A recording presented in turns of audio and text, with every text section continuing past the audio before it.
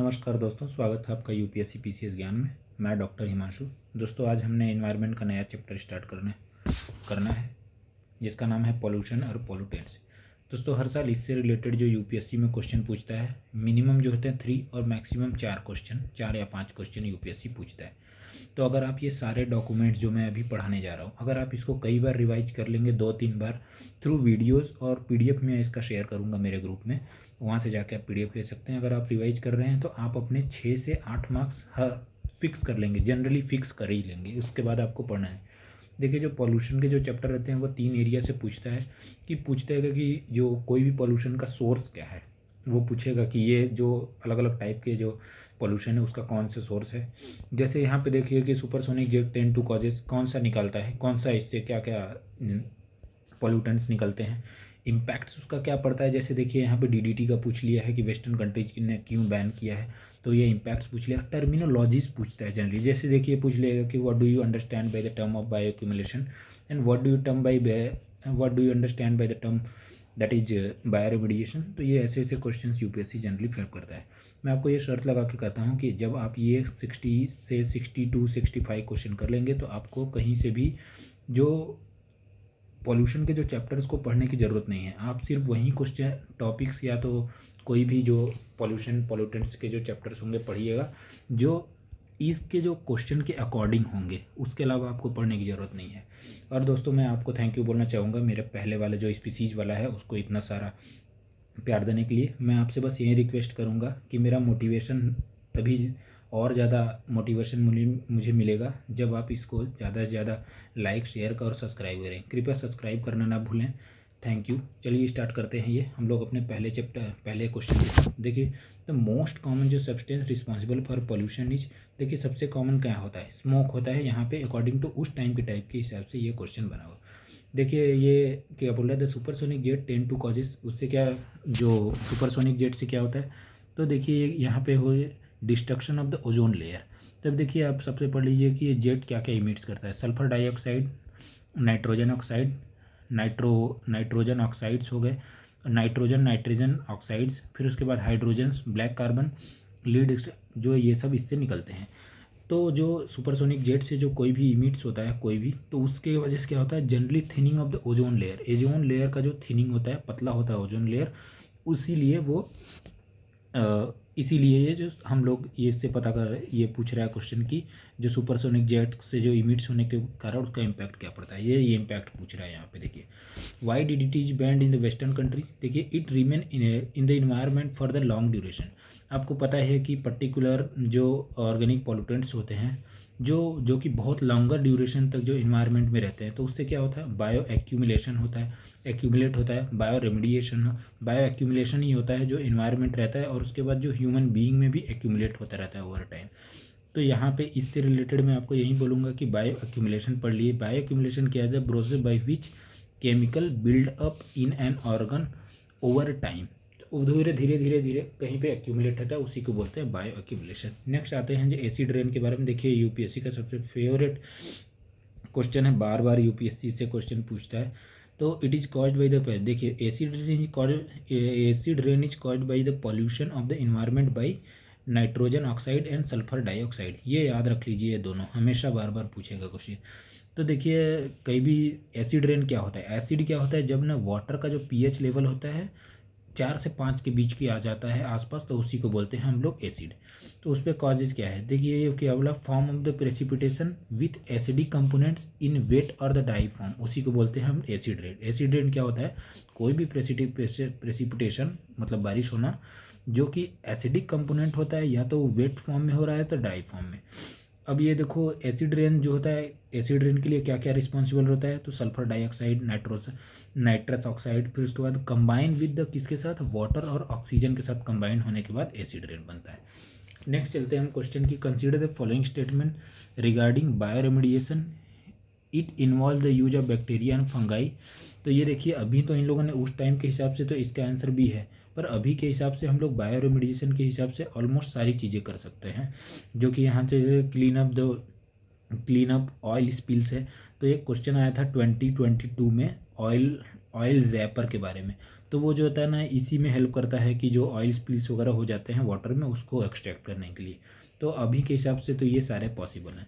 तो ये देखिए बायोरेमेडिएशन क्या होता है, biotechnology that uses living organism to remove pollutant from the environment. देखिए 2 टाइप्स का होता है जो बायोरेमेडिएशन होता है। कौन कौन से 2 टाइप्स होते हैं? पहला होता है ex situ bioremediation, in situ bioremediation.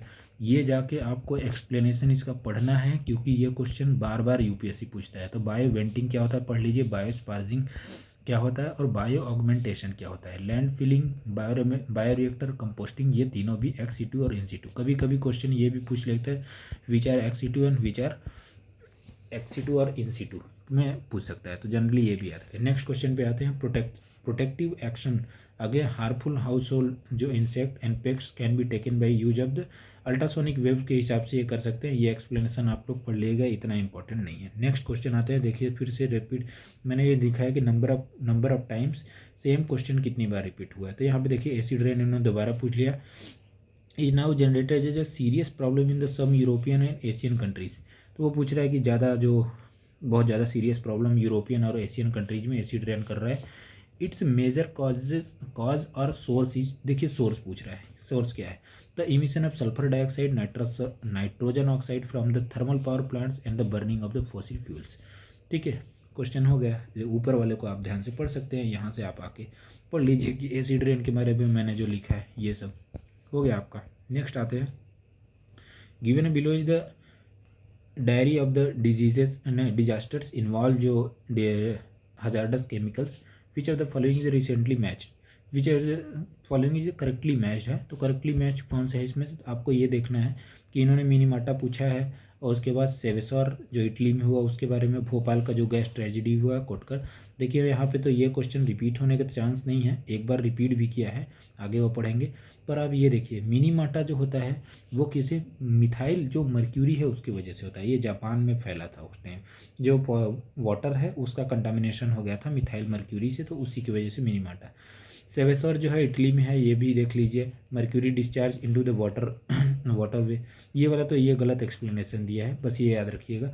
Next जो आते हैं हम लोग, जो सेवेसोर के लिए है, देखिए टेट्रा क्लोरोडाइबेंजीन पी डायोक्सिन TCDO है, इसके वजह से ये हुआ था सेव। फिर भोपाल गैस ट्रेजेडी का पता ही है सबको कि मिथाइल आइसोसाइनेट की वजह से हुआ था। और कोटक जो है ना, एक फिनलैंड में जगह है, वहाँ पे क्या हुआ था, मोनोक्लोरोबेंजीन स्प्लिट इनटू द हार्बर। तो यहाँ पे इसके वजह से ये हुआ था। ये चारों याद रखिएगा, जनरली फिर से रिपीट कर सकता है। If water pollution continue as its present rate, it will eventually क्या करेगा, it makes oxygen molecule unavailable to water pollutants. Water plants, जो वाटर प्लांट्स को ऑक्सीजन का डिमांड होता है वो रिड्यूस हो जाएगा अगर वाटर पोल्यूशन हमेशा बढ़ा रहेगा। तो देखिए अब यहीं पे आपको एक चीज़ में और पढ़ लेना है कि बायोलॉजिकल ऑक्सीजन डिमांड क्या होता है। मेजर्स BOD क्या होता है, measures that amount of the dissolve oxygen, जितना एक अमाउंट जो होता है किसी भी ऑक्सीजन जो किसी वाटर बॉडीज में कितना ऑक्सीजन जो है डिजॉल्व है, needed by the microorganism to decompose organic matter in water. एक वाटर बॉडीज में कितना ऑक्सीजन का डिमांड होता है माइक्रो ऑर्गेनिज्म के लिए कि वो जो डिकम्पोजिशन कर सकें, उसी को बोलते हैं हम लोग BOD। नेक्स्ट आते हैं हम लोग, देखिए कि which are the following the fuels causes maximum minimum environmental pollution. तो यहाँ पे आपको पता ही है कि हाइड्रोजन जो है सबसे लीस्ट जो पोल्यूशन होता है, इसीलिए गवर्नमेंट ने अभी 2023 में एक स्कीम भी लॉन्च किया था जिसका नाम है हाइड्रोजन मिशन।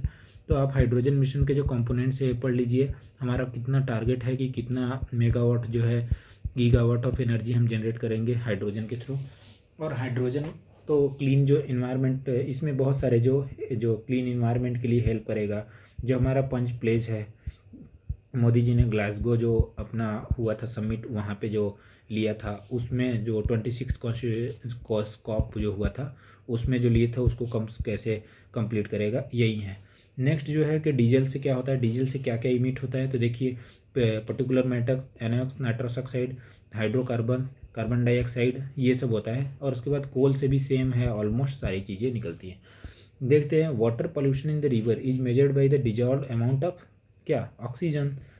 सेम क्वेश्चन, ये दोनों सेम रिपीट हो रहे हैं। देख रहे हैं कैसे क्वेश्चन रिपीट कर रहा है यूपीएससी, सेम ही चीज़ पूछ रहा है बार।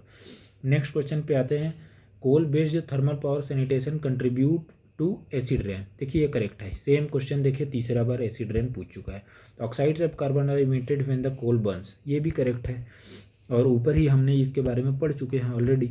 तो ये इसका ये देखो ये दोनों जो है वो करेक्ट है, मतलब दो both statements are individually correct, but जो फर्स्ट जो सेकेंड स्टेटमेंट है वो फर्स्ट वाले का एक्सप्लेनेशन नहीं है, क्योंकि जब किसी भी देखिए ऐसे क्वेश्चन को लिए असर्शन और रीजनिंग वाले क्वेश्चन के लिए आपको इसके बीच में बिकॉज लगा देना चाहिए।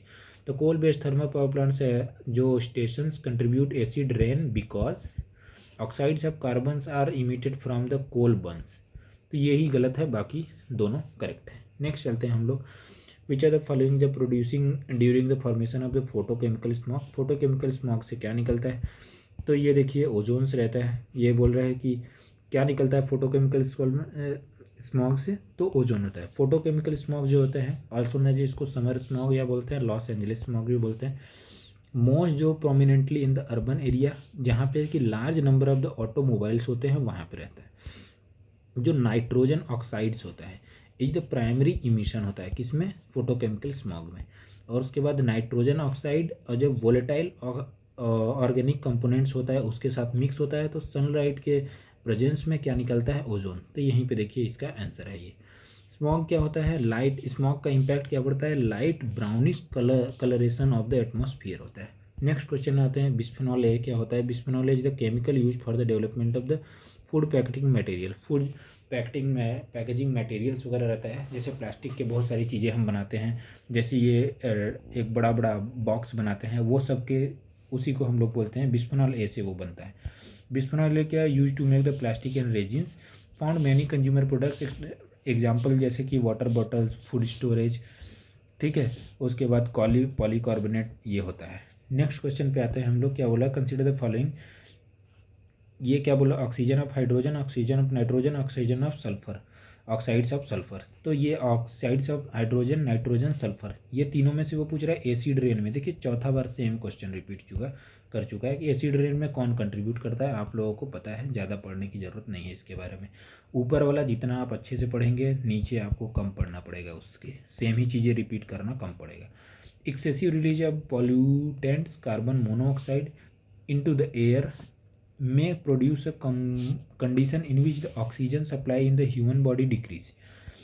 What causes this condition? क्या इसकी वजह से जो ऑक्सीजन जो एक्सेसिव जो पॉल्यूटेंट्स जैसे कि कार्बन मोनोऑक्साइड जब ज़्यादा रिलीज होता है इन्वायरमेंट में तो उसका ह्यूमन पे क्या इम्पैक्ट पड़ता है ह्यूमन बॉडी के ऊपर? तो ये क्या करता है? It inhale carbon monoxide how much higher affinity for haemoglobin as compare to oxygen. देखिए ये क्वेश्चन फिर से यूपीएससी रिपीट करता है, इसके बारे में हम अच्छे समझें। जो कार्बन मोनोऑक्साइड होता है ना, short live pollutant. Short live मतलब कि ना इसका ज़्यादा 1 मंथ 2 मंथ इसका जो होता है इन्वायरमेंट में रहने का जो पीरियड होता है, इसलिए इसको शॉर्ट लिव पोल्यूटेंट। इसी के साथ आप ये याद कर लीजिए कि कौन कौन से CH4 भी जैसे हैं शॉर्ट लिव पोल्यूटेंट्स। बाकी और कौन कौन से जो शॉर्ट लिव पोल्यूटेंट्स उसका यूपीएससी पूछता है कि इसमें कौन कौन से शॉर्ट लिव और लॉन्ग लिव। तो शॉर्ट लिव वाला याद रखेगा 4-5 है, वो याद कर लीजिए। कार्बन मोनोऑक्साइड क्यों फॉर्म होता है? जब there is not enough oxygen. Oxygen के लिए क्या रहता है? 2 ऑक्सीजन के 2 कंपोनेंट्स लगते हैं टू प्रोड्यूस कार्बन डाइऑक्साइड। जब कार्बन डाइऑक्साइड प्रोड्यूस करने के लिए जब डबल ऑक्सीजन का जो रिक्वायरमेंट है वो पूरा नहीं होता तो उसी में कार्बन मोनोऑक्साइड बनता है। लार्जेस्ट का नेचुरली रहता है, जैसे वॉल्केनोज, फॉरेस्ट फायर वगैरह जो होता है, लार्जेस्ट कार्बन मोनोऑक्साइड जनरेट करने के लिए रिस्पॉन्सिबल है। It is toxic to haemoglobin forming animal. देखिए हीमोग्लोबिन जो होता है ब्लड का एक पार्ट है। हीमोग्लोबिन का मेन फंक्शन क्या है? Carry the oxygen to the different part of the body with the help of blood. तो haemoglobin combine with carbon monoxide lead to carboxy haemoglobin. और ये कार्बोक्सी हीमोग्लोबिन क्या होता है? Absorb the space in the haemoglobin then normally carry which जो normally haemoglobin which normally carry क्या करता है? ऑक्सीजन। तो अब्सर्व कर देता है उसके स्पेस को। तो एक्स्ट्रा में और कुछ भी चीज़ें देख सकते हैं। जो अपना ये कार्बन मोनोऑक्साइड होता है not considered as greenhouse gas, correct है ये। उसके बाद ग्राउंड लेवल जो ओजोन फॉर्मेशन में भी ये हेल्प करता है, कौन? कार्बन मोनोऑक्साइड, नेक्स्ट आते हैं जो ये देखिए छोटी छोटी चीज़ें जो मैंने यहाँ पे ऐड किया है कि ग्राउंड लेवल ओजोन फॉर्मेशन वगैरह, ये सब इंपॉर्टेंट है, बार बार यूपीएससी रिपीट करते रहता है। Indiscriminate disposal of the fluorescence electric bulb causes mercury pollution in the environment. Why is mercury use in the manufacture of these lamps. तो देखिए मर्क्यूरीज का क्यों यूज किया जाता है, क्योंकि when the lamp is switched on it is a mercury which convert the ultra violet energy into visible energy. तो visible energy light में उसको कन्वर्ट करता है मर्क्यूरी, इसीलिए उसको यूज किया जाता है। तो इसे आपको यहाँ से क्या ध्यान देना चाहिए कि मर्क्यूरी पोल्यूटेंट्स कहाँ से रिलीज होते हैं और मर्क्यूरी पोल्यूटेंट से का इम्पैक्ट क्या होता है, ये ध्यान देना। हमने देखिए ऑलरेडी मर्क्यूरी पोल्यूटेंट्स का यहाँ पे पढ़ा है, देख सकते हैं आप मिनी माटा में। मैं बस आपको ये बताना चाह रहा हूँ कि देखिए PYQ जो है वो आपका अपने आप में खुद एक बुक है। तो अगर आप PYQ को रटना एक होता है और समझना दूसरा पार्ट होता है। अगर आप PYQ को अच्छे से समझ ले रहे हैं तो जैसे आप कोई भी चैप्टर पढ़ रहे हैं तो उसके आस पास के वो सारी चीज़ें अगर कवर कर लेंगे तो आपका ऑलरेडी वो चैप्टर वो पार्ट पूरा ख़त्म हो जाता है। तो और यूपीएससी को आदत है कि वो हमेशा उसका जो फेवरेट टॉपिक होता है उससे ही रिलेटेड चीज़ें बार बार पूछने की। तो आपको PYQ पे इतना ध्यान देने की ज़रूरत है। नेक्स्ट टॉपिक पे आते हैं हम लोग। नेक्स्ट क्या है, विच आर द फॉलोइंग जो bacterial strain which bacterial strain develop from natural isolates by genetic manipulation can be use for treating oil spill. तो ये देखिए स्यूडोमोनास, हमने यहाँ पे भी बायो रेमेडिएशन वाला ही टेक्निक यूज किया हुआ है, इसके बारे में हमने पूरा पढ़ा है। ये देखिए एक करंट अफेयर बेस्ड है, उस साल ये न्यूज़ में रहा होगा 2010 में, इसलिए यूपीएससी ने पूछ लिया।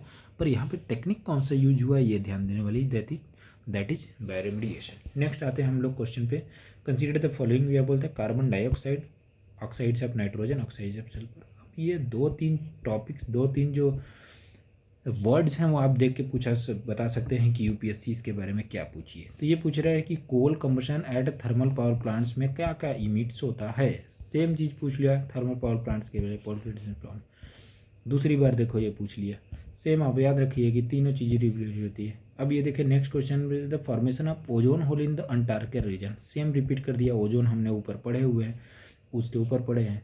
तो ये क्या बोले, ozone hole in the Antarctica region has been a cause of concern, what could be the reason for the formation of this hole। देखिए presence of the prominent polar front end stratospheric cloud and inflow of the chlorofluorocarbons की वजह से होता है।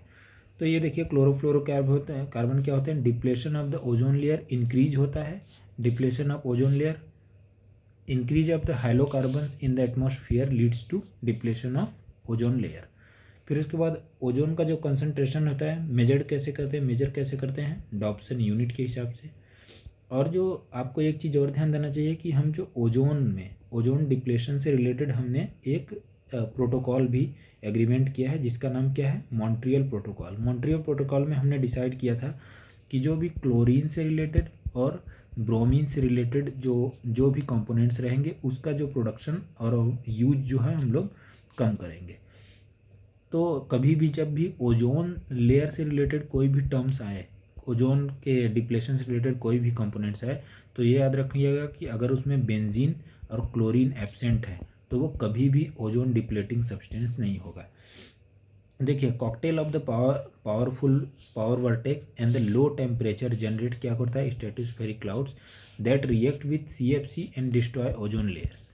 Next आते हैं हम लोग क्वेश्चन पे।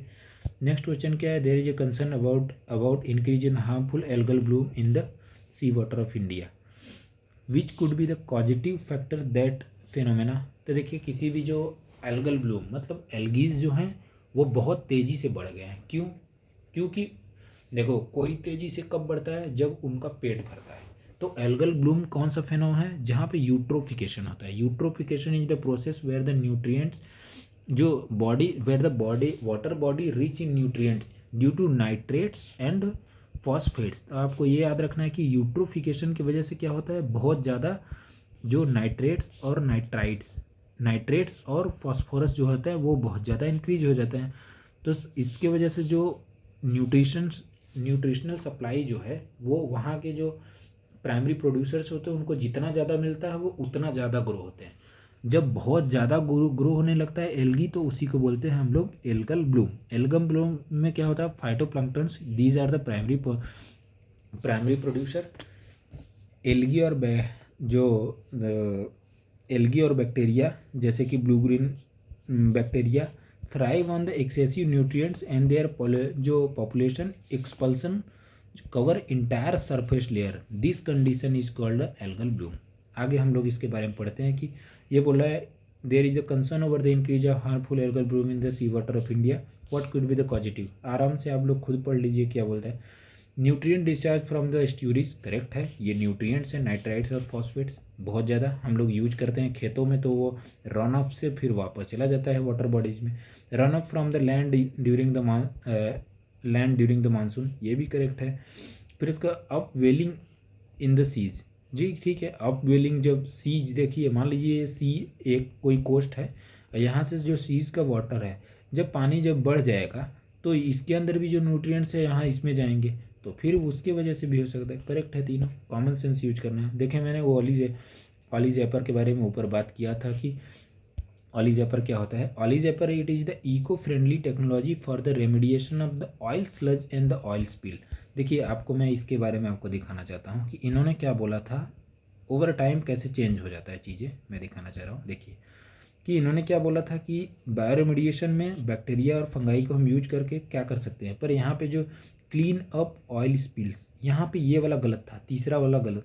ये यहाँ पे जो क्लीन अप ऑयल स्पिल यहाँ पे दिया हुआ है और यहाँ पे भी सेम ही चीज़ दिया हुआ है, यही मैं दिखाना चाह रहा था। तो देखिए क्वेश्चन जो होता है नेचर यूपीएससी का, वो बार बार सेम चीज़ें रिपीट करने की आदत होती है यूपीएससी की। नेक्स्ट आते हैं हम लोग, ये देखिए हमने ये वाला क्वेश्चन जो है ऑली जैपर के बारे में देख लिया। नेक्स्ट ये थे जो लीड जो होता है इंजेस्टेड और inhaled is a health hazard after the addition of lead to the petrol has been banned, what stills are the source of the lead poisoning. अब ये पूछ रहा है कि जो लीड जो होता है उसकी वजह से हेल्थ हजार्ड होता है, फिर भी जो addition after the addition of the lead to the petrol has been banned, जो हमने जो पेट्रोल का जो एडिशन है वो लेड का जो एडिशन है पेट्रोल में बंद कर दिया, उसके बाद भी और कौन कौन से सोर्सेस हैं लेड पॉइजनिंग के, तो आपको ये याद करना पड़ेगा। लेड पॉइजनिंग कहाँ कहाँ से होता है ये आपको याद करना पड़ेगा। डायरेक्ट जो इसका आंसर है ये 1 और 3 है इसका। स्मेल्टिंग यूनिट्स मतलब जहाँ पे हम लोग स्मेल्टिंग करते हैं वहाँ पे, और उसके बाद पेंट्स वगैरह जो रहता है उसमें भी ये पाया जाता है, तो 1 और 3 इसका करेक्ट है। देखिए कब ये बंद किया था हमने लेड का पेट्रोल में, 2000 में। नेक्स्ट क्वेश्चन पे आते हैं हम लोग। तो यहाँ पे ध्यान देने वाली चीज़ है कि देखिए लेड पॉइजनिंग का सोर्सेज पूछ रहा है, जैसा कि मैंने बहुत पहले ही बता दिया है कि यूपीएससी टेंडेंसी क्या है, सोर्सेज पूछेगी, इम्पैक्ट पूछेगी और फ्यू जो टर्मिनोलॉजीज हैं इन्वायरमेंट के उससे रिलेटेड क्वेश्चन पूछेगी। अगर पॉल्यूशन और पॉल्यूटेंट से रिलेटेड क्वेश्चन पूछना है तो बाकी और भी बहुत सारी चीज़ें। Chlorofluorocarbon known as the ozone depleting substance are used in. Chlorofluorocarbon जो होता है, देखो ये फिर एक पॉल्यूटेंट्स है, इसका यूज़ कहाँ पे हो रहा है तो इसके बारे में बात कर रहा है क्वेश्चन। तो ये देखिए 134 बोल रहा है, 134 मतलब ये production of the plastic foams में करेक्ट है। In the production of the tubeless tyre में नहीं, ट्यूबलेस टायर में नहीं करता है क्योंकि हम लोग ट्यूबलेस टायर में क्या यूज़ करते हैं, नाइट्रोजन, तो ये दूसरा वाला गलत हो गया। तीसरा जो है इसका क्लीनिंग सर्टेन इलेक्ट्रॉनिक जो कंपोनेंट्स होते हैं उनको as pressurising agent in the aerosol cans में, करेक्ट है। ये तीनों करेक्ट है। तो आपको ये ध्यान देना है कि क्लोरोफ्लोरोकार्बन, मैंने बोला था कि कोई भी ओजोन डिप्लेटिंग सब्सटेंस वही हो सकते हैं जिनके अंदर या तो क्लोरीन है या तो ब्रोमीन है। अगर ये दोनों एब्सेंट हैं कहीं भी तो ये कभी भी ओजोन डिप्लेटिंग सब्सटेंस नहीं होगा। Which are the following can be found as a pollutants in the drinking water in the some parts of the country. बहुत सारी चीज़ें हो सकती हैं इसमें, पर हमारे इंडिया में कौन कौन से हैं उसके बारे में पूछा है। तो ये देखिए बोल रहा है आर्सेनिक जनरली पाया जाता है। आर्सेनिक से आप क्या बता सकते हैं कि आर्सेनिक से सबसे ज़्यादा कौन सा स्टेट जो है, सबसे ज़्यादा इम्पैक्ट जो आर्सेनिक का कौन से स्टेट के वाटर में पाया जाता है, और जिस सबसे ज़्यादा इम्पैक्ट कौन से जो स्टेट के पीपल हैं इम्पैक्टेड हैं उससे, ये आपको पढ़ लेना चाहिए। और नेक्स्ट जो है आप हम देखेंगे, देखिए आर्सेनिक है, इसका फ्लोराइड है, फ्लोराइड के बारे में हमने ऊपर ऑलरेडी पढ़ा है। और उसके बाद जो है नहीं, फ्लोराइड के बारे में हम लोग आगे पढ़ेंगे, जो कि इनेमल वगैरह को स्ट्रॉन्ग करता है हमारे दांत को। और उसके बाद जो होता है ये है next uranium.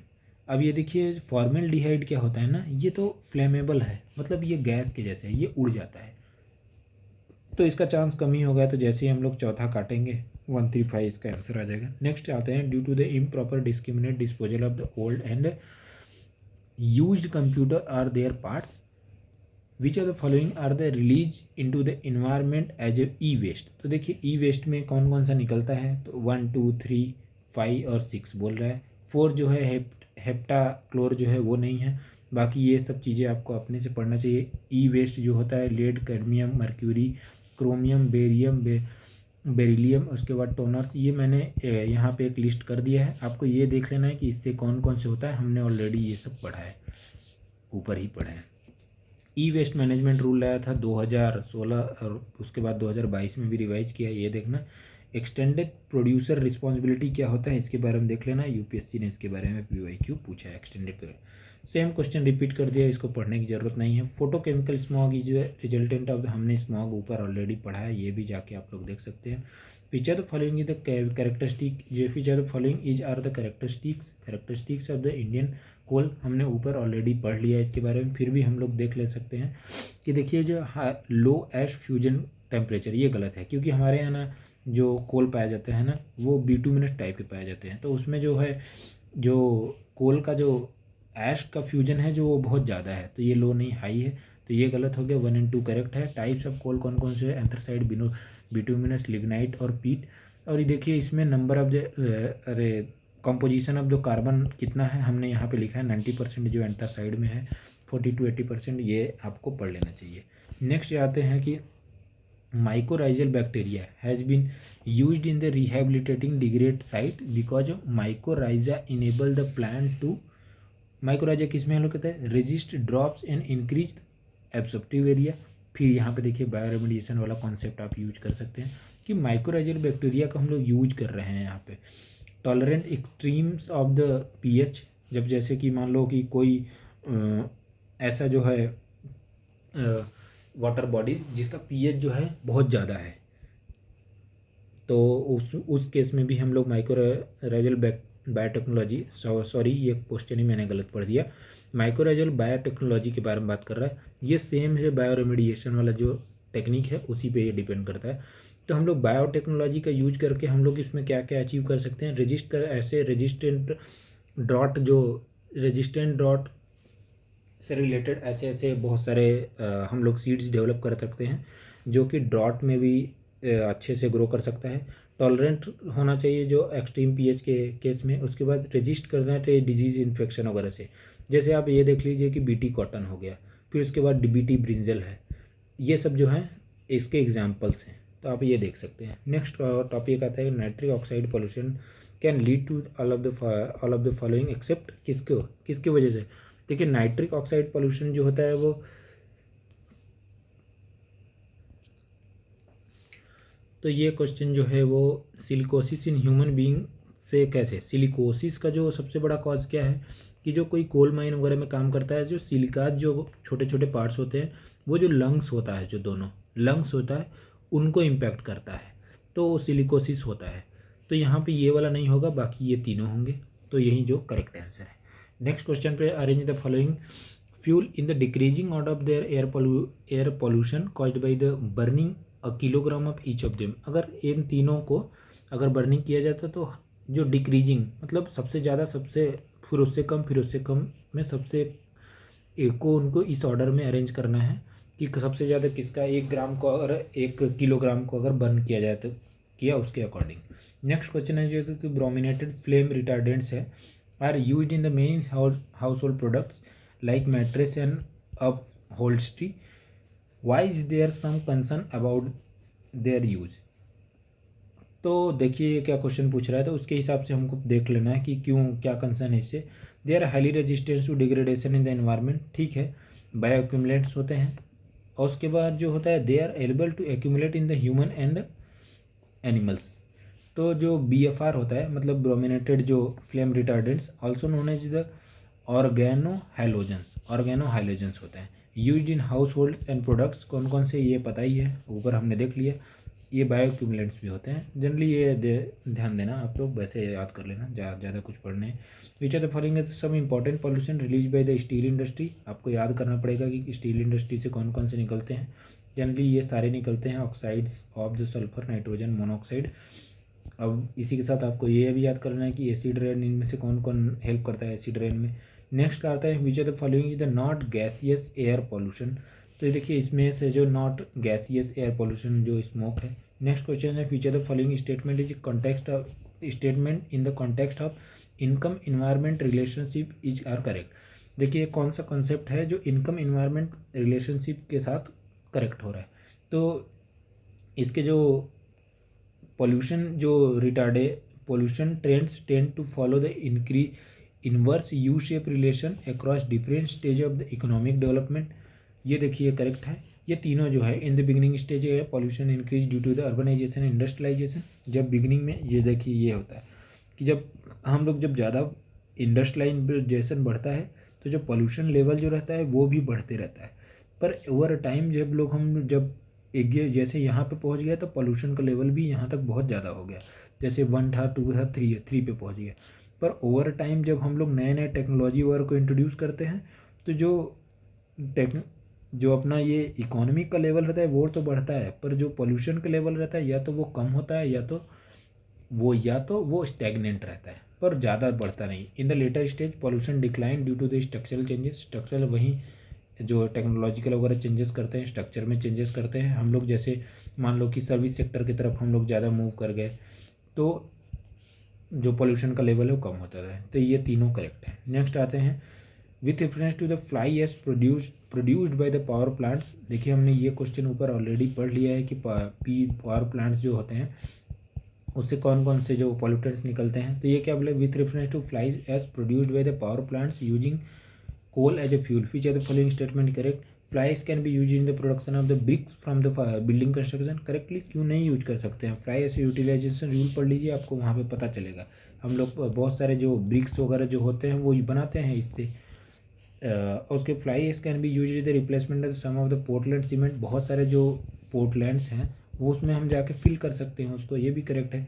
Fly ash is made of the silicon dioxide and the calcium oxide only. ये इनकरेक्ट हो गया क्योंकि इसमें तो बहुत सारे सल्फर्स वगैरह ये सब बहुत सारी चीज़ें होती हैं, लेड वगैरह, तो ये तो इनकरेक्ट हो गया। बाकी तो 1 और 2 करेक्ट है। नेक्स्ट क्वेश्चन आते हैं, ये देख लीजिए टीपीपी का जो है थर्मल पावर प्रोजेक्ट है उससे रिलेटेड क्वेश्चन है, ये बार बार पूछता है।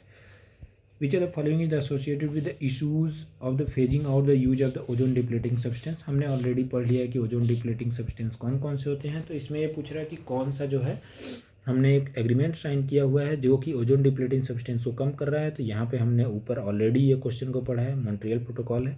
कब है जो ओजोन डिप्लीटिंग सब्सटेंस? 1989 में हमने साइन किया था। ब्रेटन वुड कॉन्फ्रेंस पता है मॉनेटरी सिस्टम से रिलेटेड है। और उसके बाद जो क्योटो प्रोटोकॉल है हमको रिड्यूस करना है क्या ग्रीन हाउस गैस इमिशन को, उसके बारे में। नागोया प्रोटोकॉल में क्या है, ये सप्लीमेंट्री एग्रीमेंट है किससे? CBD का 1992 में जो कि साइन किया गया था। इसका मेन ऑब्जेक्टिव क्या है? इंश्योर करना है fair sharing of the benefit from the genetic resources. Next question आते हैं, सेम क्वेश्चन रिपीट हो गया, कॉमन सेंस यूज करना है और आपको करना है एसिड रेन के बारे में। नेक्स्ट क्वेश्चन जो होता है कि which of the following gases are released mostly. देखिए जो क्वेश्चंस रिपीट हो रहे हैं बार बार, मैं उसको इसलिए नहीं पढ़ रहा हूँ क्योंकि ये सिर्फ हमारा समय खराब करेगा। आपको समझना है और सॉल्व करना है। नेक्स्ट क्वेश्चन आता है which of the following gases is release mostly from the landfills in the urban area. देखिए कोई भी जो लैंड फिल्स होता है बहुत दिन से जब वो कई भी चीज़ें रहता है तो उसमें जब डीकम्पोजिशन होता है तो हमेशा ज़्यादा से ज़्यादा क्या निकलता है? CH4, that is methane. Next है, अब देखो CH4 इतना ही नहीं, CH4 जो रहता है सबसे ज़्यादा इमिट होता है कहाँ से? अपना एग्रीकल्चरल फील्ड से भी, जहाँ पे हम लोग पैडी का सबसे ज़्यादा प्रोडक्शन करते हैं वहाँ से भी निकलता है, तो इसको ध्यान में रखना है। Which are the following is the air pollutant combine with the haemoglobin to human blood and reduce its oxygen carrying capacity? Carbon monoxide. Already हमने पढ़ चुका है ये क्वेश्चन, जाके ऊपर ध्यान से पढ़ लेना है। In the cities of our country which among the following atmospheric gases are normally considered calculating the value of the air quality index. देखिए जो कार्बन जो डाइऑक्साइड होता है हम लोग कभी भी उसको नहीं कैलकुलेट करते, पहला काट देते हैं अपना आंसर आ जाएगा 2, 3, 4। Carbon monoxide, nitrogen dioxide, sulphur dioxide, methane जो होता है एयर क्वालिटी इंडेक्स के बारे में आपको जाके पढ़ना है। सफ़र जो है जो मिनिस्ट्री ऑफ जो अर्थ साइंस है उसका जो प्रोग्राम है उसके बारे में पढ़ना है। नेशनल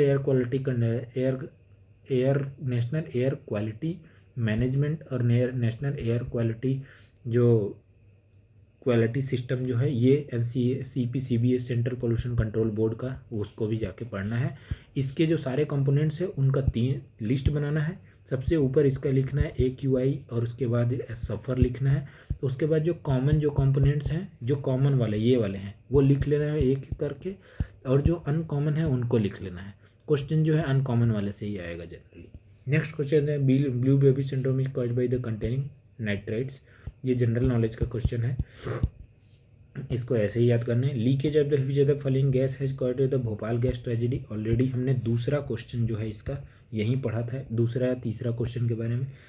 मिथाइल आइसोसाइनेट है। उसके बाद which of the following disease is caused by the cadmium pollution. Already हमने पढ़ लिया है ये। Which of the following statement is about the air pollution. आप देख रहे हैं यूपीएससी बार बार सेम क्वेश्चन पूछ रहा है।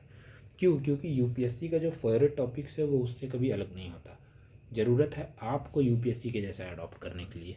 कैसे यूपीएससी कवर कराता है चीज़ें, अपने आप वो कवर हो जाएगा। Which are the following, next question देखते हैं। Which are the following statement about the air pollution caused by diesel engine is the correct. हमने ऑलरेडी ऊपर डीजल इंजन का पढ़ लिया, फिर भी यहाँ पे देख लेते हैं। यह क्या बोला? It produces large quantity of the carbon monoxide at lower temperature and nitrogen dioxide at a higher temperature. Type of internal combustion क्या होता है? जो डीजल इंजन क्या होता है? और type of the internal combustion engine that uses heat heat generated by the compressing air to ignite the diesel fuel। ठीक है, ये इसको जाके आप लोग पढ़ लीजिए। आपको ये ज़्यादा से ज़्यादा इसके बारे में और क्या पढ़ना है कि डीजल इंजन जो हम लोग यूज करते हैं उससे कौन कौन सा पॉल्यूटेंट्स निकलता है उसके बारे में जाके पढ़ना। नेक्स्ट क्वेश्चन क्या है? Which are the following the major effect of long term consumption of the drinking water containing little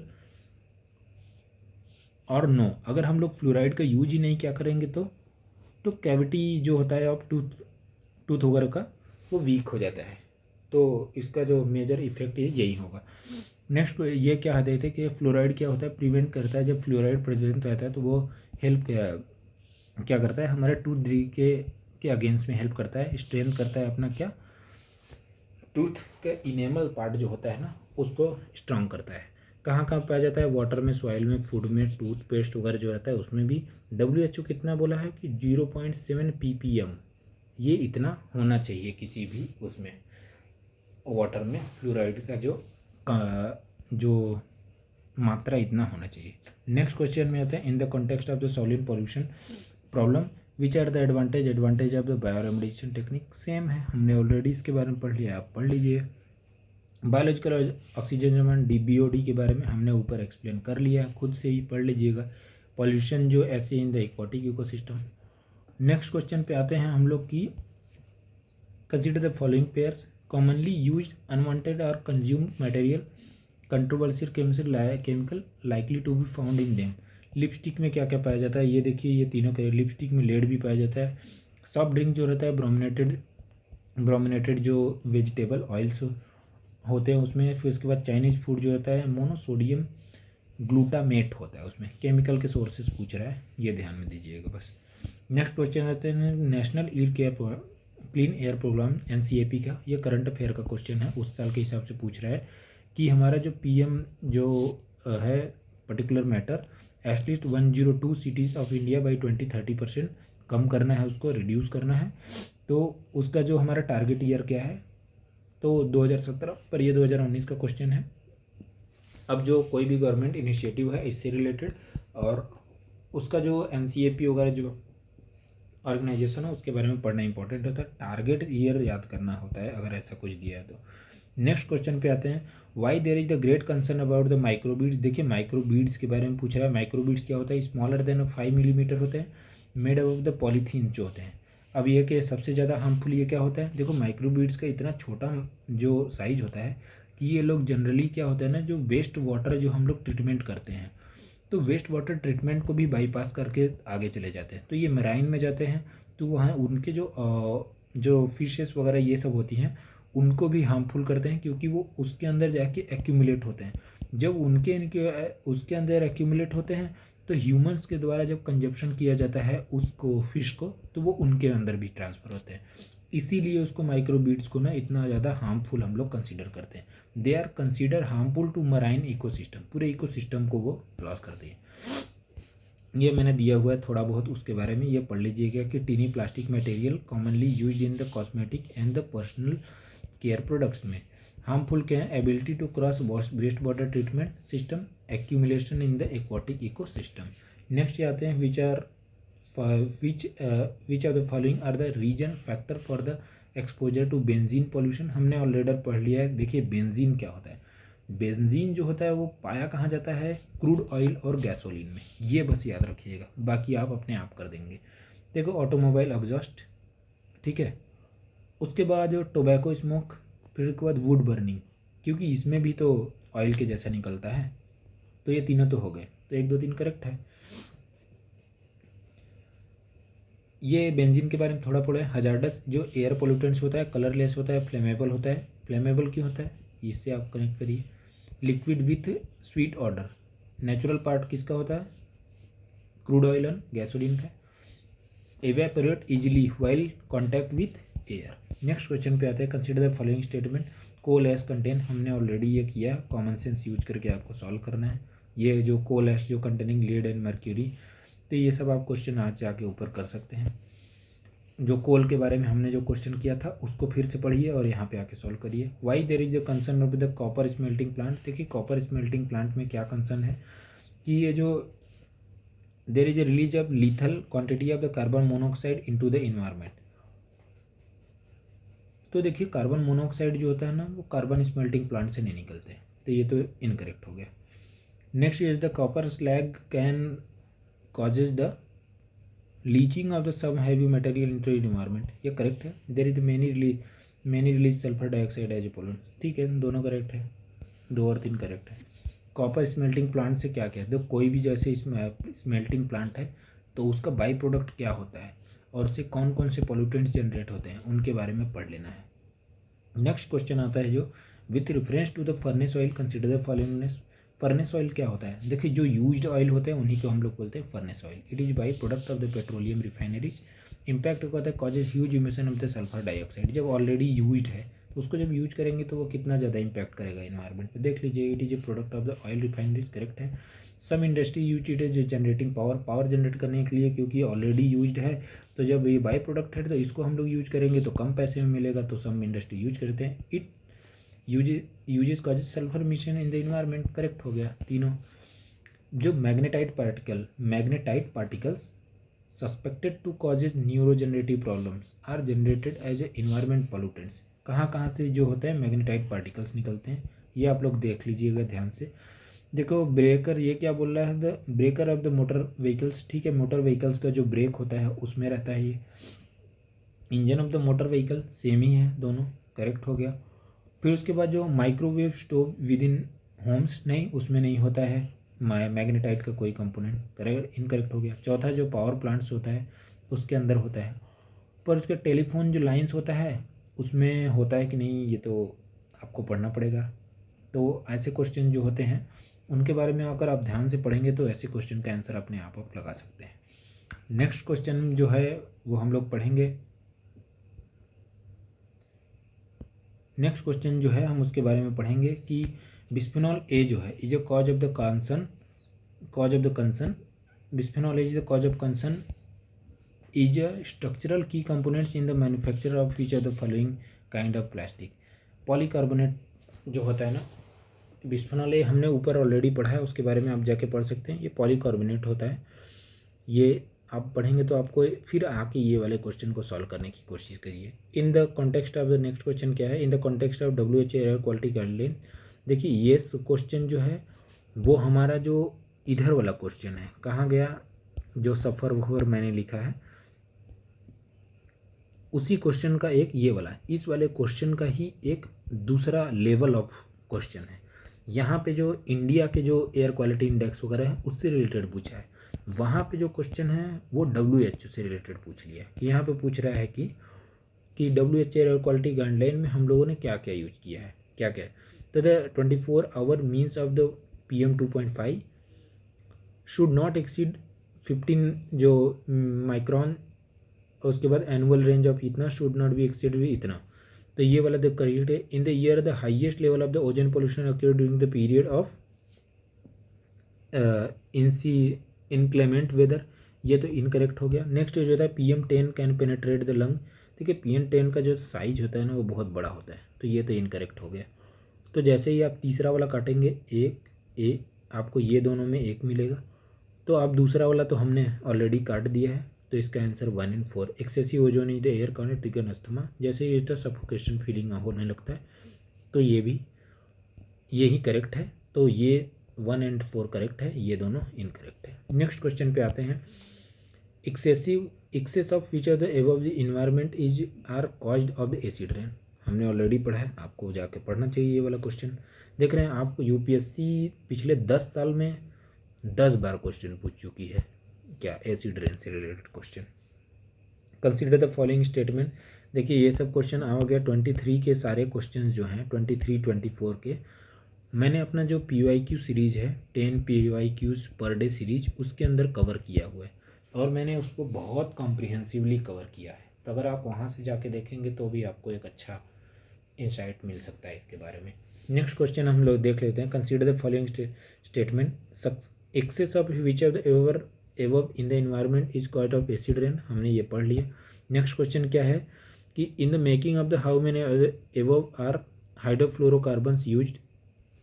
तो ये देख लीजिए, ये सारे जो पार्ट्स है aerosols, foam agents, fire retardants, lubricants, इन सब में ये सब यूज किया जाता है।